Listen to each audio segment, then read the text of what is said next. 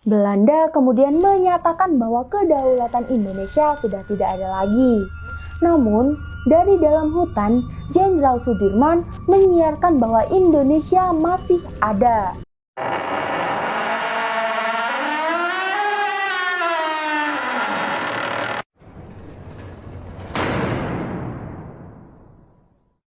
Assalamualaikum warahmatullahi wabarakatuh. Ketemu lagi sama Gita Putri. Gimana kabarnya kalian semua anda?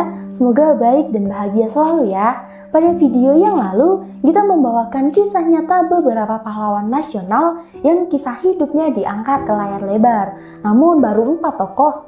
Dan pada kesempatan kali ini, kita akan membawakan cerita lagi tentang kisah nyata yang diangkat ke layar lebar anda.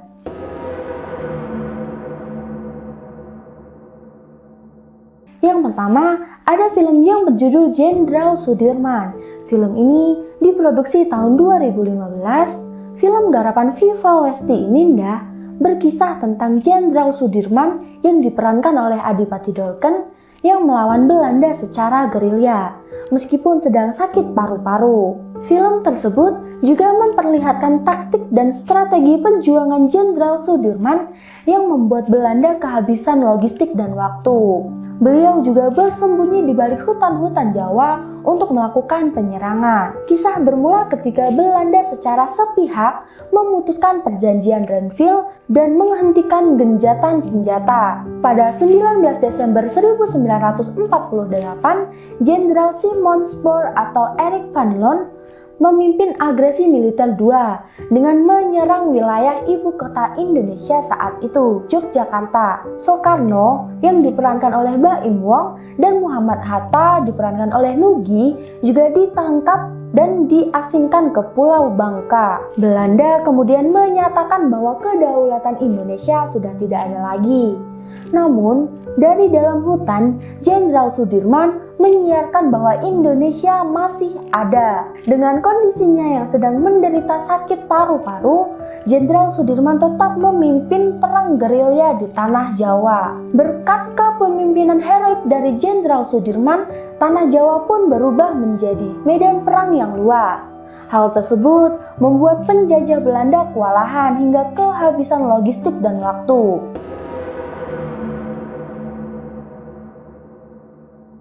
Yang kedua, ada film berjudul Guru Bangsa Cokro Aminoto yang diproduksi tahun 2015. Film Guru Bangsa Cokro Aminoto berkisah tentang Haji Omar Said Cokro Aminoto yang memiliki andil besar pada masa awal kemerdekaan Indonesia. Cokro Aminoto sendiri merupakan salah satu pemimpin organisasi pertama di Indonesia bernama Serikat Islam atau SI. Berkat beragam kontribusinya dalam mempelopori pergerakan nasionalisme di Indonesia pada masa kolonial Belanda, dia diangkat sebagai salah satu pahlawan nasional Indonesia. Beliau dikenal sebagai guru besar karena telah menjadi guru bagi pemimpin-pemimpin yang akan berpengaruh pada kemerdekaan Indonesia. Dan peran-perannya bagi sejarah bangsa Indonesia bisa kita ketahui melalui film Guru Bangsa Cokro Aminoto ini. Seperti judulnya, film ini akan berfokus pada kejadian-kejadian yang dialami oleh tokoh Cokro Aminoto semasa hidup, terutama pada aktivitas nasionalismenya. Cokro Aminoto merupakan putra dari keluarga bangsawan Jawa di Ponorogo dan memiliki latar belakang keislaman yang kuat. Sejak kecil, ia sudah merasakan keprihatinannya terhadap kondisi masyarakat pribumi pada masa itu, terutama bagi kaum-kaum buruh dan rakyat pribumi lainnya yang merasa tersiksa karena perlakuan kolonial Belanda yang selalu merendahkan dan semena-mena. Ternyata, keprihatinannya tersebut membuat hati kecilnya selalu merasa resah, bahkan hingga ia telah dewasa. Hal inilah yang membuat ia memutuskan untuk hijrah mengikuti kata hatinya dan meninggalkan segala bentuk kebangsawanannya. Setelah beberapa bulan berada di Semarang, ia memutuskan untuk pindah ke Surabaya bersama istri dan anaknya untuk lebih melihat bagaimana realitas sosial rakyat kecil pada masa itu. Ia sering menyuarakan aspirasi melawan kolonial Belanda dan melindungi rakyat pribumi yang tertindas. Melalui tulisannya di surat kabar serta menggelar orasi massa, ini membuat Cokro Aminoto menjadi orang yang disegani dan selalu diandalkan untuk berbagai permasalahan sosial oleh masyarakat di sana maupun perkumpulan organisasi. Karena jiwa kepemimpinan Cokro Aminoto yang telah diakui banyak orang, membuat Haji Samanhudi dari Sarekat Dagang Islam di Surakarta mengirim utusan pada Cokro Aminoto untuk memintanya memimpin organisasi tersebut yang sedang dibekukan oleh Belanda. Dari situlah perjuangannya untuk melawan rezim kolonial Hindia Belanda dimulai. Pada tahun 1912, ia mendirikan Syarikat Islam yang sebelumnya merupakan Syarikat Dagang Islam. Seiring berjalannya waktu, Cokro Aminoto berhasil membuat Syarikat Islam menjadi organisasi resmi Bumi Putra pertama yang terbesar di Indonesia dengan 2 juta anggota. Tujuan dari organisasi ini adalah berusaha untuk menyamakan hak dan martabat masyarakat Bumi Putra yang terjajah di kala itu. Dengan kesuksesan tersebut, tentunya itu tidak menjamin kelancaran dari sebuah organisasi. Syarikat Islam juga sering mengalami perdebatan hingga perpecahan antar anggotanya. Bagaimana lika-liku perjuangan Cokro Aminoto sudah bisa ditonton melalui Netflix.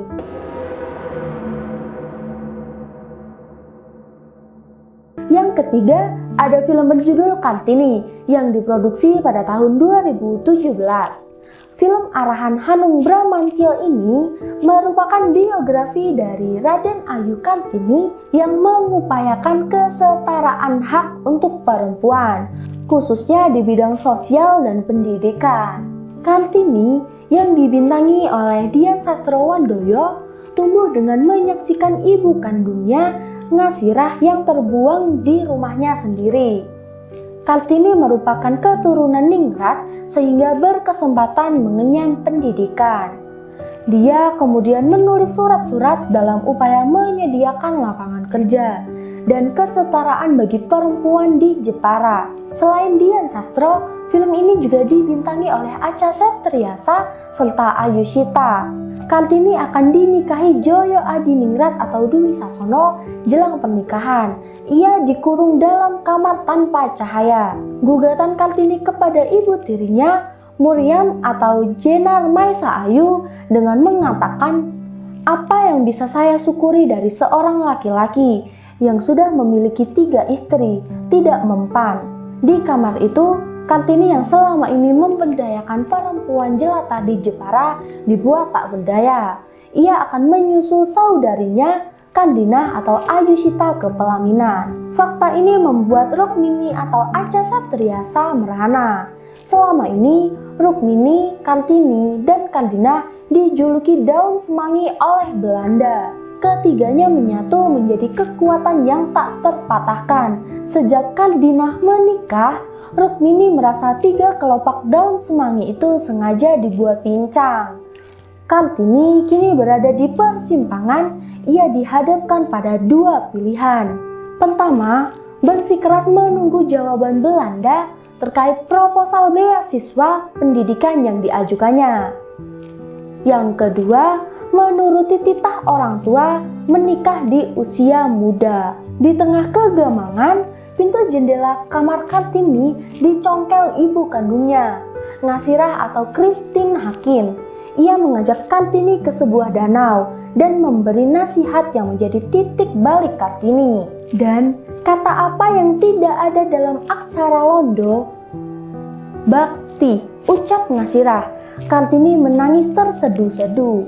Anda yang hanya mengenal Kartini sebagai ikon emansipasi dan pendiri sekolah bagi kaum perempuan, bersiaplah melihat sisi lain Kartini. Sebelum menjadi Raden Ajeng Kartini tak sendiri dalam berjuang.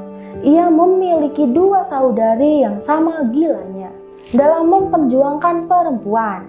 Ketiganya dilakoni dengan sangat meyakinkan oleh Dian, Acha, dan Ayushita. Kita melihat Kartini Kardinah dan Rukmini dimanusiakan. Dan dalam hidup, tiap manusia menemukan momentumnya. Kartini menemukan momentumnya di dekat danau. Rukmini menemukan momentumnya saat berlari di tengah posisi pernikahan Kardinah. Momen ia berlari di balik tembok lalu menangis membuat hati kami seperti diiris-iris. Acha memainkan adegan itu dengan level emosi yang belum pernah kami lihat di film-film sebelumnya. Sementara Kardinah mendapatkan momen ketika menyerah pada permintaan ayah. Di tangan Hanung, setiap karakter menemukan momentum. Bahkan karakter Sosroningrat atau Dedi Sutomo, Ngasirah, dan Muryam mempunyai kisah sampingan yang tak kalah menyentuh. Kartini bentuk kembalinya Hanung sebagai sutradara peraih 2 Piala Citra. Melalui film ini, kita sadar bahwa ada 2 elemen mendasar yang tidak pernah absen dalam karya-karya Hanung, emosi dan rasa. Saat menonton, kita dibuat bangga oleh Kartini. Namun, pada saat yang sama, kita menangisi Kartini. Akhir film ini membuat air mata berlinang. Setelah adegan penutup, ada beberapa larik tulisan yang membuat dada kita makin sesak. Kartini terasa unggul dari aspek penyutradaraan, pemilihan pemain, naskah, penyutingan, sinematografi, kostum, dan tata artistik. Kartini membuat batin kami orgasme berkali-kali tanpa ragu. Kartini salah satu film terbaik.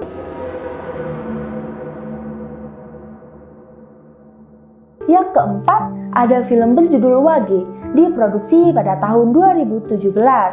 Film ini merupakan biografi dari pencipta lagu kebangsaan Indonesia Raya, Wage Rudolf Supratman, yang dirilis pada tahun 2017. Film arahan sutradara John Derantau ini dibintangi oleh Rendra Bagus Pamungkas dan Prisya Nasution. Kisah ini bermula tentang sosok pemuda bernama Wage Supratman yang lahir di Somonggari, Purworejo pada 19 Maret 1903. Kala itu, Somonggari merupakan sebuah desa yang dibangun dari sisa-sisa pasukan Pangeran Diponegoro. Tidak ada yang menyangka bahwa pemuda tersebut nantinya menjadi pencipta lagu kebangsaan Indonesia yang dikumandangkan pertama kali pada 28 Oktober 1928. Konon, lagu Indonesia Raya merupakan perwujudan dari bangkitnya kesadaran pemuda-pemuda Indonesia dalam melawan penjajahan. Dalam Indonesia Raya tidak ada lagi perbedaan mengenai suku, daerah, dan agama. Semua serempak menjadi satu kesatuan, yakni bangsa Indonesia. Semangat itulah yang membuat Wage Supratman berani meninggalkan segala kemewahannya yang didapatkan di Makassar dan kembali lagi ke tanah Jawa. Sekembalinya, Wage Supratman aktif dalam pergerakan kemerdekaan dan menjadi jurnalis sebagai penyambung suara rakyat. Keterbatasan referensi dan dokumen sejarah mengenai W.R. Supratman membuat sutradara John Derantau kesulitan untuk membuat kisah hidup serta perjuangan pencipta lagu Indonesia Raya tersebut. John bahkan telah melakukan riset selama bertahun-tahun sebelum akhirnya merilis film Wage. Demikian video part 2 dari kisah nyata para pahlawan nasional yang kisah hidupnya diangkat ke film layar lebar. Semoga kita semua bisa mengambil pelajaran yang berharga serta tetap mengenal tokoh atau pahlawan yang perjuangannya begitu membanggakan. Dan terima kasih ya buat kalian semua yang sudah subscribe dan like di video ini. Kalau ada yang kurang, kalian bisa menambahkannya di kolom komentar di bawah ini ya. Oke, sampai ketemu lagi sama Gita Putri. Wassalamualaikum warahmatullahi wabarakatuh. See you.